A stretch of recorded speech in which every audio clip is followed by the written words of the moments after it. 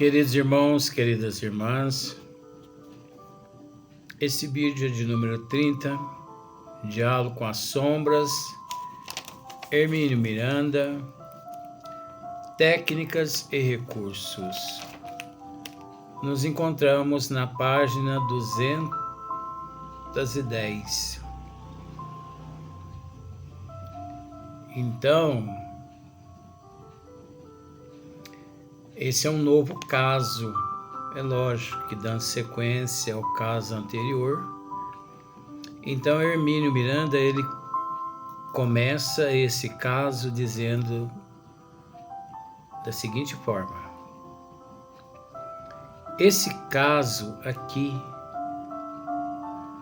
veio para ilustrar algumas realidades espirituais que não podemos ignorar. Então, olha só que interessante. Esse caso aqui veio para ilustrar algumas realidades espirituais que não podemos ignorar. Sem lamentável prejuízo para o espírito manifestante.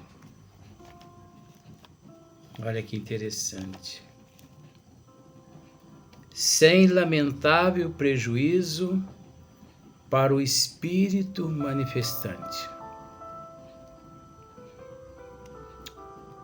Hermínio diz assim: exemplifico. Então ele vai exemplificar. Suponhamos que, ao recebê-lo, suponhamos que o grupo espírita, ali nos trabalhos mediúnicos de desobsessão, é o que Hermínio Miranda quer dizer aqui. Suponhamos que, ao recebê-lo, o grupo o tratasse com superior condescendência e o despedisse com uma palavra de desesperança. Imagine só. O espírito se manifesta através do campo vibracional do médium pela primeira vez ali naquela reunião mediúnica. E ele é tratado por todos, com condescendência. E o despedisse com uma palavra de desesperança.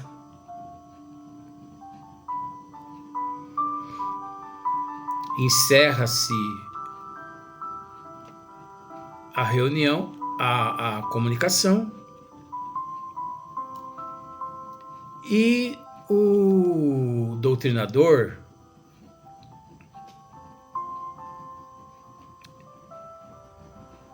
trata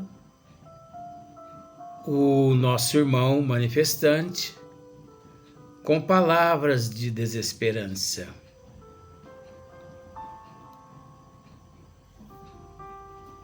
Não lhe dando esperança alguma,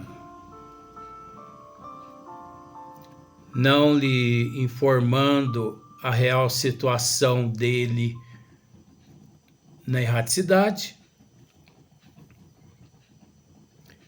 não lhe dando oportunidade que ele retorne àquela casa para continuar o tratamento espiritual através do campo vibracional dos médiuns. Enfim, existe casas mediúnicas, existe casas espíritas que os trabalhos são filmados. Mansão do Caminho, de Edivaldo Pereira Franco. Todos os trabalhos lá, trabalho de desobsessão, todos são filmados, gravados. Depois que terminam os trabalhos, todos dentro daquela sala assistem tudo que foi gravado, para eles discutir depois a separação do joio e do trigo. É natural que o espírito do Benedito, que ali se manifestou naquela imagem, ele, centenas de vezes, ele retornará àquela casa, porque os encarnados interessam por ele, se interessam por ele. Olha a sequência aqui, ó. Mas muitas casas, os dirigentes das casas espíritas não estão nem aí com os espíritos que se manifestam. 99,9% dos espíritas estão preocupados com fenômenos de efeito físicos. Eles não estão preocupados com a autoevangelização, primeira deles e depois dos espíritos sofredores necessitados. Olha só. Onde, quando teria ele outra oportunidade de entendimento e recuperação? Então, veja bem, se o espírito se manifesta através do campo vibracional de um médium na casa que você frequenta, pela primeira vez, e você, esperança nenhuma oferece a ele,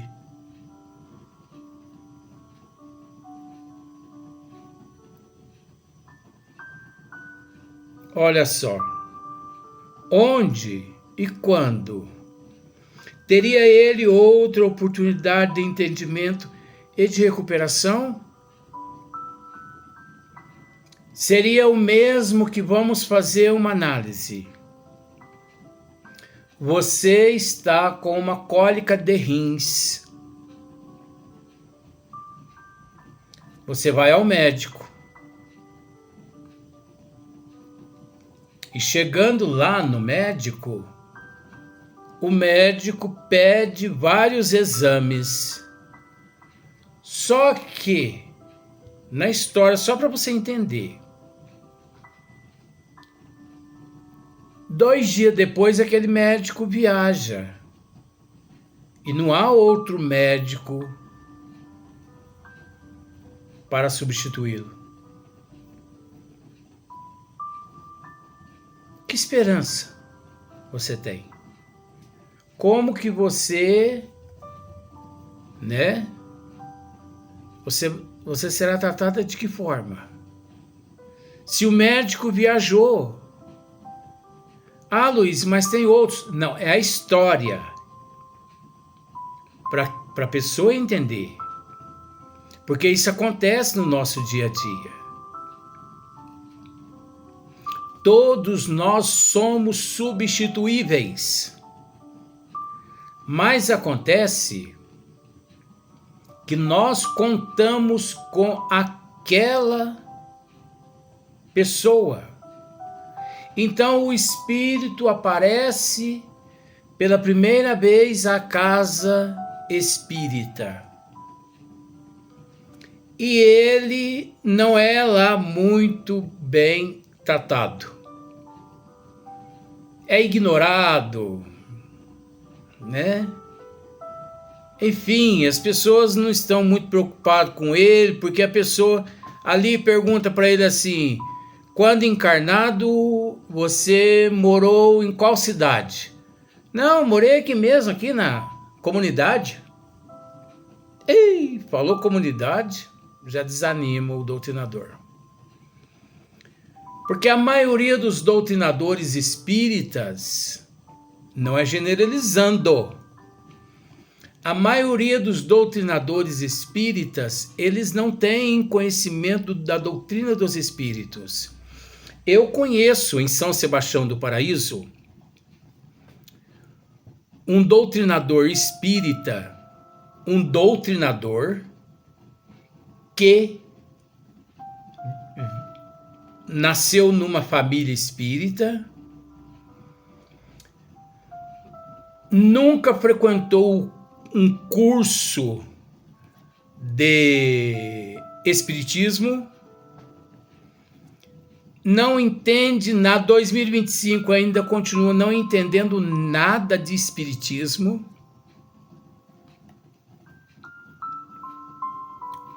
Não conhece nada de espiritismo.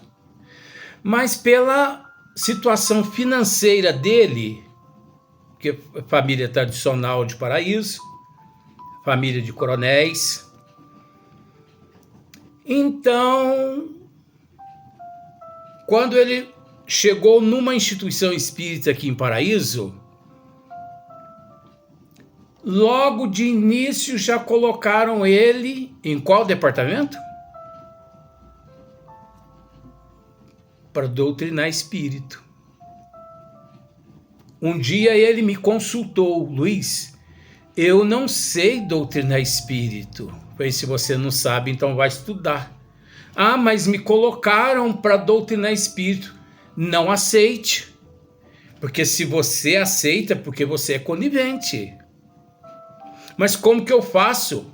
Chegue nos responsáveis pela casa e diga que você não vai aceitar, você não aceita esse trabalho. Ai, Luiz, mas não tem jeito. Resumindo, permaneceu na casa espírita, na condição de doutrinador de espírito, sem conhecimento de espiritismo, sem nunca ter frequentado um curso, sem conhecimento nenhum do livro dos espíritos, do livro dos médios, mas lá ele permaneceu até alguns probleminhas que aconteceu, que ele mesmo resolveu deixar a casa espírita. Família de coronéis aqui de São Sebastião do Paraíso, eu vou dizer o nome, Fernando Alvarenga. Mas por que eu não posso dizer o nome? Lógico que eu posso. Eu estou a serviço de Jesus. Inadmissível é aceitar um trabalhador em determinados departamentos de uma instituição espírita por causa da cifra bancária. Enquanto muitas pessoas pobres financeiramente são deixadas de lado meses e anos, mas chega um que tem condições financeiras, é colocado para trabalhar e vindo assumir um trabalho de uma responsabilidade imensa. O trabalho do doutrinador é o trabalho mais sério que existe numa casa espírita. Porque ele precisa ter conhecimento, amor, benevolência, indulgência. Ele precisa ter conhecimento das 5 obras básicas. Ele precisa ter conhecimento de uma boa parte das obras de Leon Denis, Gabriel Delan. Vai ouvindo aí, meu amigo Fernando, para você ver os nomes dos livros. Uma boa parte, uns 50% das obras de André Luiz, uns 50% das obras de Carlos Bacelli, uns 50% das obras de Divaldo Pereira Franco. Isso não é brincadeira não, gente. Isso não é brincadeira. Agora, por uma questão, por condições financeiras, põe a pessoa ali para doutrinar espírito? Isso é um crime. Isso é falta de respeito. Isso é falta de respeito de tanto da pessoa que lá o colocou. Uma pessoa dessa que o colocou nesta posição de doutrinador tem que ser afastada da casa espírita. E ele também, com todo respeito não. Ele também tinha que ser afastado por uma questão de ética, por uma questão de respeito à espiritualidade. Quem manda a espiritualidade não é a pessoa. Os encarnados têm que se preparar e se colocar à disposição da espiritualidade.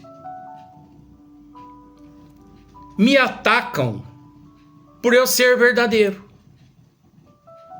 Agora você sabe quando é que eu vou calar? Quando esse corpo desencarnar. Porque eu não acredito na morte. Quando esse espírito abandonar esse corpo, isso que eu não acredito na morte. Para mim a morte não existe. Por isso eu não fico de luto pela morte, pelo desencarne, de ninguém. Eu ajo naturalmente. Luiz, porque você é um desumano, você é seco. Não, eu sou realista. Eu não abjuro. Igual Rufo, no livro Ave Cristo, onde o patrão dele ficou sabendo que ele era adepto do cristianismo. Ficou decepcionado o patrão. Onde já se viu isso? O meu escravo preferido. Tá aqui, ó, no livro, ó. Ave Cristo. Não creia em mim, leia. O meu escravo preferido? Não. Não, 1000 vezes não. Abreviando a história. Abjuras o Cristo que você permanece vivo. Não, senhorzinho. Eu não abjuro. Eu não abjuro. E ele não abjurou, deixou para trás a sua esposa com 2 filhas, uma de 7 anos e outra de 9 anos, sobre a responsabilidade de um amigo dele, né? Tá aqui, anotado. Só que acho que não vou conseguir encontrar aqui agora. Berzélio era o amigo dele, Berzélio. Tá no livro Ave Cristo, página 143, né? Era o amigo dele. Então ele não abjurou o Cristo. E ele foi sacrificado. De que forma? As pernas dele foram atadas aos pés, a umas cordas no lombo dos alazão, dos cavalos, dos equinos, e soltaram aqueles alazão para os pastos, para a invernada. Semanas depois, partes do corpo de Rufo ainda era encontrada naquela região. Mas que falta de amor de Rufo, né? Morreu por Jesus e vendo ali ao seu lado as 2 filhas chorando, a esposa chorando, as filhas agarradas nas pernas dele. Papai, não vá, não vá. Papai, não nos deixe só. Por favor, querido, abjure. Abjure, querido. Não. Nada que as filhas fizessem naquele momento o convenceria. Ele sabia o que estava fazendo. Então, quem sabe o que está fazendo, não abjura. Por isso eu não abjuro, por isso que muitas pessoas não gostam de mim, me atacam. Porque eu falo a verdade. Eu não creio na morte. Eu não admito luto. Você é outros 500. Pois eu já disse, nasci assim, sou assim e vou desencarnar assim. Então eu não posso voltar atrás do que eu disse. Foram irresponsáveis as pessoas que colocaram o nosso irmão para doutrinar. E o nosso irmão também foi muito responsável em assumir essa responsabilidade. Até porque conversou comigo e assumiu a responsabilidade porque quis. Vê lá, nem aquelas pessoas que frequentam cursos e mais cursos ousam assumir a responsabilidade numa sala de desobsessão. Desobsessão não é brincadeira não, gente. Isso é muito sério.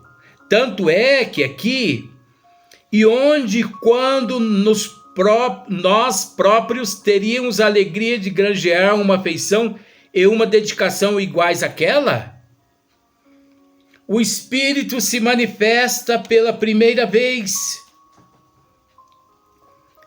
É maltratado ali pelo doutrinador. É a questão aqui. O doutrinador, ninguém ali o convida a retornar em outras reuniões. Quanta oportunidade, tanto nós, na condição de médios, doutrinador, perdemos, como também aquele espírito, quanta oportunidade da alta evangelização, ele vê indo por água abaixo. Nós temos que entender que se aquele espírito ali compareceu aos trabalhos, levado pelos mentores espirituais e não pelos encarnados. Por isso devemos respeitar todos os espíritos que comparecem através do campo vibracional dos médiuns. Porque primeiramente, se eles ali se encontram, porque os mentores ali compareceram com eles, os levaram. Agora, nós vamos, no próximo vídeo, nós vamos continuar esse assunto. A casa onde Hermínio Miranda trabalhava, ele na condição de doutrinador, ele tratava um espírito só. Semanas, meses, anos, até aquele espírito se recuperar. Hermínio Miranda não se preocupava com a quantidade. Ele tinha os mesmos propósitos do professor Eurípides Barçanufo, porque o professor, ele não se preocupa com a quantidade e sim com a qualidade. Então, há casas espíritas que ali manifestam, por exemplo, 15 espíritos durante uma reunião mediúnica de desobsessão. Mas se você chega e pergunta ao presidente da casa espírita, quais os espíritos que se manifestaram aqui hoje, nessa reunião, eles não sabem te dizer o nome de nenhum, e aqueles 15 são esquecidos no tempo. Porque na próxima reunião de desobsessão, outros 15 ali comparecem. Aí você pode me dizer assim, mas aqueles espíritos não encontram-se sob a responsabilidade dos mentores espirituais? Sim, mas é de extrema importância a disciplina e a responsabilidade, onde a disciplina dos médios e do doutrinador, no término dos trabalhos, quando o mentor se manifesta através de algum médium, gostaríamos de saber do Senhor se esses espíritos que se manifestaram aqui hoje terão eles novas oportunidades nos próximos trabalhos. Sim, fiquem atentos, ore por eles, porque eles comparecerão ainda várias vezes. No próximo trabalho de desobsessão, quando o mentor se manifesta, é da responsabilidade do doutrinador interrogar o mentor, por acaso, espíritos que se manifestaram nos trabalhos passados, retornaram hoje a esta reunião? Sim, os 4 primeiros espíritos, eu que inventei esse número, os 4 primeiros espíritos retornaram.